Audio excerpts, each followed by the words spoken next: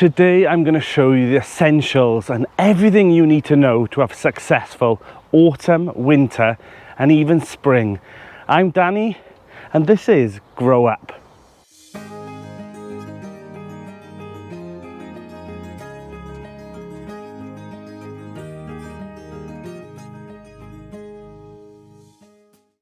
So by now I'm sure your garden is starting to look really tired, fed up of summer, and we're all ready for autumn, winter and spring. Well, by now you should have started clearing the beds out, removing all that debris, popping it into your compost bays, and if you haven't, now's the time to be doing it. So all is not lost, you can carry on doing that all through the next couple of months. But now's the time to start thinking ahead for autumn, winter and even spring, because if you don't do it now, you might miss the boat. Now, some of you might have decided to have a break through autumn and winter, and that's fine, that's a personal choice, but you might miss out on some of those valuable crops that you could be putting in now and having an abundance, honestly, of food all through winter to stock up your fridges, your freezers, and bring in those nutrient-dense meals that you're going to be having all through winter. Like cabbages, you know, winter cabbages, savoys, and also planting out spring cabbages that you can start harvesting then next year in early March, April and May. And they will be vital at that start of the year when you've got not much in the ground, because all you'll be left with is asparagus. So, you know, having that hunger gap and filling it up now ready for then is vital in my eyes. So what I thought I'd do is this week, instead of doing my usual weekly vlog, I thought I'd tell you everything that I am going to be doing and what I have already done, so that if you haven't done it, it might trigger you to think, I've not done that yet, I forgot about that. So I thought I'd put a list here of all the jobs that can be done now this week and next week. And I mean, there's plenty to do. I mean, it's not all just about clearing the beds, you know, or planting some onion sets. There is other things that you can be doing, you know, the daffodils can go in out, all the spring bulbs, which we'll talk about that later on.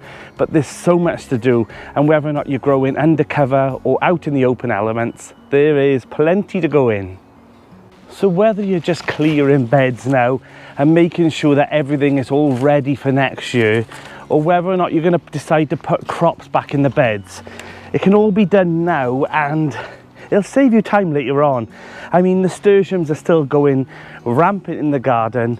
The dahlias now have gone over, so have the straw flowers. So these can now start being dug up and stored, ready for spring. Now I'm going to overwinter some of mine in the raised beds because in my climate it was successful last year, but in yours it could be too cold and too wet and they might rot. So I've decided that I'm going to leave them in the raised beds because there's good drainage there. I can cover them over with a nice mulch of bark, and hopefully by next year they'll come back to life again. So other things that you can actually be doing now as well is sorting out your shed. There's always plenty to do in a shed, in a potting shed. Make sure all that clutter's been taken away because you don't want mice to start climbing in. And if you've got a pile of things in your shed or your polytunnel or your greenhouse all mound up in the corner, that's a perfect little hiding place for mice and rodents to live all through winter and create more babies and more problems for spring. So remove that clutter now and yeah, keep it nice and tidy, especially in autumn and winter, because they're now trying to batten down the hatches and hide out through winter, ready for spring, and then all those babies come and they start eating all your crops. Now's also a good time to start removing nets from those crops that you had through summer. Now this is the swede bed. Now's the time really to be getting those nets off, checking for pests like whitefly, and giving them a little shake. Now the swede's not looking too bad, but give this bed a good hoe over now, because they will always have a little stray seed fly in and hide underneath all the foliage, and you don't want those growing big over autumn and winter and taking all the nutrient out of the soil. So give it a good hoe over and remove all the yellowing, dying leaves off the floor, because these actually attract the slugs more than the green ones, and if you remove them it'll just look tidier. Slugs can't hide under them as well, and you'll be able to see the floor of the bed. So yeah, give it a good tidy. So the bed's all been weeded, and now's the time to make sure that you pop these nets back over. Now, you don't need to use this fine mesh if you don't want to. You can use a bird netting because now it's pigeon season. So covering them up now ensures that the pigeons don't flock down when they're hungry in winter and devour all the foliage off your brassicas, because they will absolutely wipe this bed out within a couple of hours and it's not good. So make sure they're netted, make sure that the nets are nice and tight as well to stop the wind from getting in and keeping out those pesky birds. Now, there are pros and cons to using both types. Now, this is the bird net I was telling you about earlier, and you can obviously put your fingers through it, but it keeps the pigeons out, and that's what you want. This net over here stops other pests like bugs and slugs climbing in. Now, the only problem with this one is that slugs can climb through the holes and might even damage some of your crops. But the other plus is wind goes through these more. Now, these are higher crops, so you don't want them really being battered around by the wind, so these will need to be staked up as well, and I'm going to do that today. Now, you're probably looking at your bean structures now and thinking, God, what a mess. They're all dying over, all the pods now are starting to go yellow and the leaves are starting to go brown. But I'm purposely leaving these ones here because these were an amazing crop, and the beans now have acclimatized to my area. So the beans inside here, once these yellow off and go brown, I'll store them in a tray in my shed or my greenhouse until they dry out, until they're perfectly brown and you can rattle them like so. Now, these ones now look like paper, and inside here are some perfectly white beans. They're called Tsar, and I'll pop the name here for you now so that you might want to look out and buy some.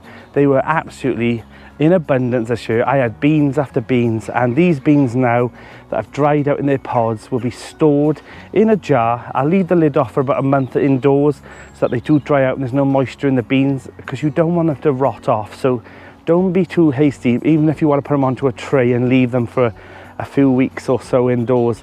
And then these then will be planted next year around about May time, and perfect. Free beans ready to grow next year. Now, inside your polytunnel or your greenhouse, I'm sure by now, if you are growing over autumn and winter, you might have things like brassicas, onion sets growing in module trays, or you might want to plant your onion sets directly outside in the soil. Both work fine. Here's all my brassicas now, and I tell you what, honestly, they are growing so well in these module trays, and a few more weeks and these will be planted under cover and also outdoors, and hopefully we'll have some crops then through autumn, winter and spring. These are purple sprouting broccoli, which I'll plant now, and they are an investment because you don't get these till late next spring and summer, but they're well worth it in my eyes. If you forgot to sow some brassicas, there's still time. You can pop to the garden centre. These were some cauliflowers that I got from my local garden centre, and they're doing well. I potted them on into some nice nutrient dense compost, and they'll grow on just like my ones that I've sown, and they'll be ready to plant out in the garden. So don't fear, there's still time if you haven't sown your own to pop to the garden centre, and you'll get a few trays from there. And there's still some Savoy cabbages, broccoli, collie, maybe even some leeks as well, because I've seen those there as well. So yeah, don't fear if you haven't sown any, there's still time. Pop to your local garden centre, and fingers crossed they've got some in that you can plant over autumn and winter. So it's coming up to planting garlic season. So these are my elephant garlic and these are my normal bulbs. Now, these are good sized bulbs, so if you are storing some from last year, pick the biggest bulbs, pick the biggest cloves out of those bulbs and plant them out. So any time from now until November, December is a good time to do it. You want them to have that cold, icy air that goes into the soil and splits these bulbs so that you end up with a bulb like this and not like this. Now, this is a mono bulb. Now, this was a clove which I planted last year, but it didn't split. So it was a mild winter and didn't split. So all it's done is left it as one big bulb. Now, if we would have had icy weather, this probably would have split up and would have turned into a proper bulb. But all's not lost. If you want to, you can still plant these now, and this will split this year and end up with a bigger bulb. So it's all's not lost if you've got some mono bulbs that you have been storing. If you want to cook with them, you can, but I'll be planting these this year, and hopefully I'll have a massive big elephant garlic next summer. It's also wintering onions and shallot season as well, so I'm going to be doing some reds and some browns as well, and also some banana shallots. I'll plant them out now into the garden and also under cover, so anytime from now till the end of October, plant these out, and early spring you should be getting some nice onions. And I mean, start harvesting them smaller and let them grow on. Don't think you have to have a big massive abundance of onions at the middle of summer, because harvest them at the size that you want. There's plenty in this bag that I'll be able to harvest slowly and gradually, and even some of those I'll be harvesting early March for spring onions as well. So don't think that you have to leave them to bulb up. If you want some of them, harvest them as spring onions. I see time after time people stressing when to harvest their onions, when to harvest their cabbage, because they think that they have to harvest them all at a uniform size. What I do is I start harvesting them when I need them, rather than thinking I have to have a big massive abundance in the trug at the end of the season. If you want the cabbage when it's a bit smaller, that's okay. If you want to have an onion that's a bit smaller than normal, that's okay too. So speaking of bulbs, it's also narcissus season as well, so daffodils, and you also might want to plant your tulips now. Get all those spring bulbs out into the garden in the places that you want them, and then at springtime you'll have a full bloom in your garden or your allotment. So yeah, I've got quite a few different varieties this year that I want to put into both plots. So don't be afraid of getting some flowers into your garden, getting some flowers into your plot now. They should overwinter really well, and you'll have a nice bloom then early spring. So we've talked about bulbs and we've talked about plants that are grown in modules and then planted straight out of the garden. But what about seeds now? Is it too late? And the answer is no. So two things that I will be sowing today is some giant winter spinach and also some spring onions. Now this is a winter hardy white Lisbon, but there is other ones as well that you can grow into your garden directly or also indoors. So I'll be sowing these into module trays and then planting them out when they're a bit bigger.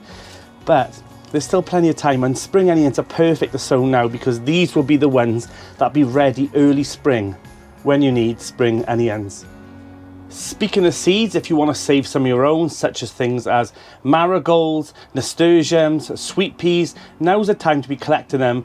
The last chance really to be collecting them off your plants and drying them out indoors. Put them into some paper bags like so, and then keeping them for next year, and it'll save you a lot of money. Sweet peas are so expensive to buy, and you only get about 10 to 20 seeds in a bag.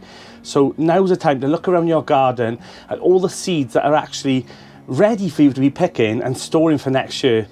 And also the last of the tomatoes. So the last of the tomatoes now, take off. If they are already ripened, perfect, keep one of them. If they're not an F1 variety, then take out the seeds, wash them in a bit of water and stuff, and then dry them on paper towel, and then those seeds again can be planted out next year, and you'll have a free seed from your tomatoes as well. But also, speaking of tomatoes, if they're not quite ripe and they're still green, pop them in a tray now with some red ones, and hopefully they will start ripening up. And I've got a tray here now. They're the last of the tomatoes that I've got growing in my garden, and hopefully they'll turn red, and then I'll have some fresh tomatoes now in the next couple of weeks. So yeah, it's the last chance for tomatoes, I'm afraid. It's also time to store your squashes and your pumpkins, so check those vines. Now the rule of thumb is, if the vine that's joining to the pumpkin or the squash is starting to die off, and you can see the stem close to the pumpkin or squash is starting to go brown, yellow, now snip it off, but leave a good 6 inches of vine connected to that pumpkin, because what happens is they dry back into, and you don't want them, if you leave a little stem about 1 inch, that will dry back in, and the chances are the squash might rot if you're storing them. If you want to harvest them for decoration or you want to use them straight away, that's okay, harvest them when you want. But if you're storing them over winter, make sure you leave a good bit of stem on them, and they should be good to go in a nice cool ventilated area, and hopefully you'll have squashes all through winter. And all that debris that you've just taken out from the pumpkins, don't waste it. It's got good nutrients in it. Gather all those leaves up, gather all those vines up, and pop them into your compost bin, because that will be nice good soil, nice good compost for next year's beds.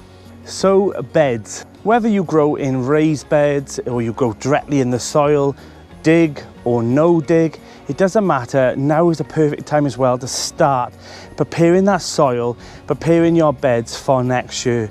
Now, whether you're covering them with cardboard to stop weed seeds from blowing in and then taking all the nutrient out when they grow over winter, and it's giving you another job to do in spring. And trust me, spring is busy enough as it is. So start thinking about your beds as well, whether or not you need to feed them. In spring, I tend to put a good layer of compost on the top of my no-dig beds. My dig beds, I will dig over, and anything in there that I need to pull out, such as perennial weeds, like dock leaves, dandelions, they all get ripped out. And because the last thing you want is them to keep growing bigger and bigger, and those tap roots going down deeper and deeper, and they're a nightmare to get out next year. And they're also feeding. They're feeding from that soil, and you want to keep as much nutrient in those beds as you can. Speaking of nutrients, now it will rain now all the way through autumn and winter and spring and summer, but what happens is the rain will carry on washing through those beds and taking out the nutrients that you have added into those beds. So don't think now to put loads and loads of compost on the top, because it'll get washed through anyway. So hold back on that. My advice would be to weed them, cover them with cardboard or whatever you want to cover them with, and then get them ready for next year, and then concentrate on other things like preparing other growing areas, moving structures around, and designing your plot. Now let's talk about designing. Now, someone once said to me, a garden is never finished, and boy were they right, because you will think that you're at the end of the season and end of your design of your garden, and something will happen where you'll think, that didn't work. So my advice would be now is to spend these cold nights sitting indoors with a pen and pad and drawing out what worked and what didn't work.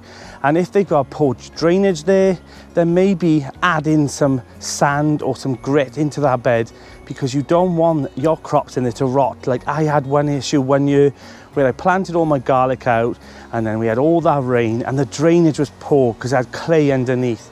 And what happened is all of them become rotted. So think about the mistakes that you had this year or last year and try and rectify them for next year. And I promise you, next year you'll have more problems. So it's a constant battle, but it keeps us on our toes. Now, I touched upon overwintering plants earlier on with the dahlias. Now, this is my banana plant, and it's been on this plot now for 3 years and done really well. I will show a separate video on doing this, but if you've got tender plants in your garden like banana plants, then make sure that you either bring them indoors or cover them over. Now this one's okay, I'll cover this over with some fleece, some bubble wrap, and then also a bag over the top, and hopefully then she'll be okay for next year. But be conscious, if you've got tender plants in your garden, now's the time to start thinking about bringing them indoors and protecting them for next year. Now, there are some vegetables that actually don't mind the cold weather: swedes, cabbages and leeks. Other things as well that actually benefit for some frost is actually rhubarb, parsnips and carrots. Now, rhubarb's actually a vegetable, hard to believe, but parsnips and carrots, if you leave them in the ground, what happens is the frost comes, the starches in those root vegetables then turn into sugars, and then you end up with a sweeter crop. So don't be hesitant to take them out of the beds, leave them in for a little bit longer, and you should get a sweeter crop. Speaking of rhubarb, there are a few options here with rhubarb. Now, if the crown is too big, you can actually take it out, spade through the middle of it. It is brutal, but you divide the plant then, and then replant those two crowns, and you'll end up having two plants. Or you can leave it out on the path, let the frost get to those roots, and the old guys always say that that actually benefits the rhubarb, and then you'll end up having a better crop. So leave it out to let the frost have it in winter, and in spring then plant it back, and you should get beautiful rhubarb stalks. Now, in this section, I thought I'd give you some hints and tips of things that I have learned on the way that makes my life a little bit easier later on. So what I've got is I've got some red and some yellow ribbons. Now, what I do is I cut off a little snip of the ribbon like so, and if I've got some gold raspberries, I tie this around the new stems, because I've decided that I want to move these raspberries. Now, the issue is, once all the foliage and all the fruit fall off the plants, they all look the same. So by adding a red ribbon to the red raspberries and a yellow ribbon to the gold ones, you know which plants are which for next year. Now, I'm going to divide these up, move them into a better area. So by doing this, it'll save you a lot of time next year. Next tip.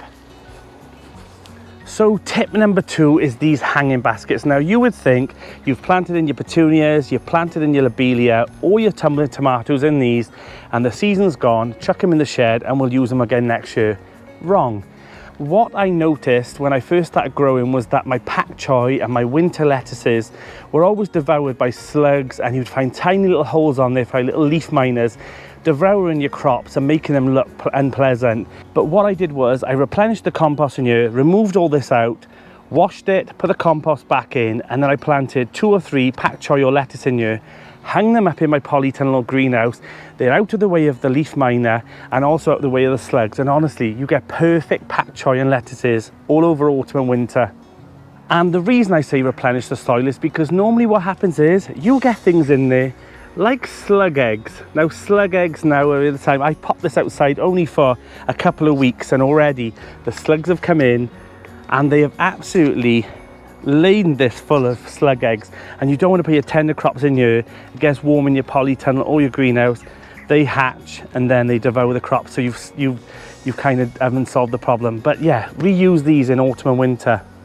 Now tip number 3 is about seed gathering. Now if you've got a big obelisk of sweet peas and you think I can't be bothered to take all those pods off and dry them out and then save the seed for next year, buy yourself a fruit bush bag. Now these bags are normally turned upside down, the pull cord's pulled at the bottom and it stops the birds from eating the fruit once they start maturing ready for harvest. But I tend to put all my sweet peas in here now, the pods all dry out and the seeds pop down and they're all at the bottom ready for me to harvest, so it saves me a job, and I just hang this up in the greenhouse and it dries out ready for storing. And by hanging it up in the greenhouse or the polytunnel, keeps the mice from the seed as well. Perfect. So tip number 4 is about preparing the beds. I've talked about that already. You've weeded, you've put cardboard on top, and you're ready to put a layer of compost on top. But what if you don't do that? What if you use a cover crop? Now I'll pop a list up now of cover crops here now that you could be putting into the ground. I know other plot holders of mine have put them already in the beds and they've grown, and what they do then is later on in the season, start of spring, they chop them off and they bury everything. So what happens is it brings the nutrient back into the soil ready for you to put plants in next year. So think about cover crops as well, because I don't do it because I tend to use more no dig, but if you're more of a digger, then you can put a cover crop on the top now, let it grow through autumn and winter, and then in spring dig it back into the soil. And also another thing that people do is about a trenching, so let me talk about that. Now I don't want to be biased and be all about no dig on this channel, because this channel takes a multitude of methods and puts them all into gardening, because if it's beneficial for me sometimes to do dig, then I will, because sometimes I need to dig over a bit of an area to get out things like bindweed or mare's tail. That's perfectly fine. So trenching, so there is this old-fashioned method, but it doesn't mean that it is not effective, where you dig a massive trench in an area, fill it full of all your vegetables and all your waste that you've had all through autumn and winter, and keep filling it up until it's full, and then over autumn and winter it rots down. And then normally on our plots we tend to see the beans being grown there because they need all that nutrient in the soil.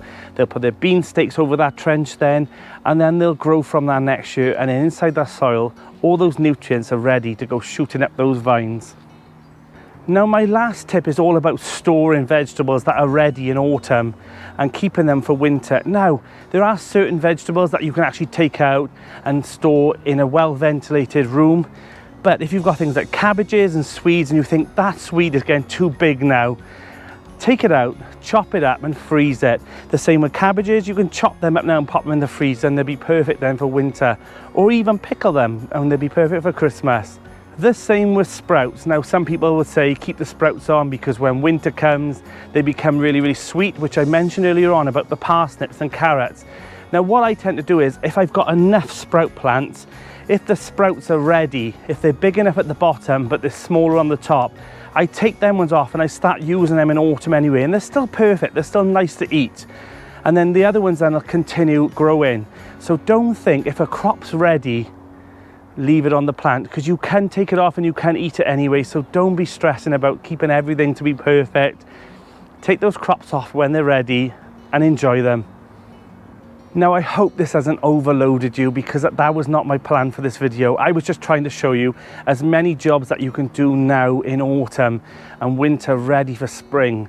But I hope it hasn't overloaded you, and I just wanted to try and put as many as I can into a video so that you can benefit from them now rather than waiting week by week for things. So get prepared for things, and that's my plan for this next month, is to enjoy this time, take it a bit slower. Enjoy your garden. It's supposed to be fun as well, so I hope you've enjoyed this little bit of a what to do now in autumn and winter.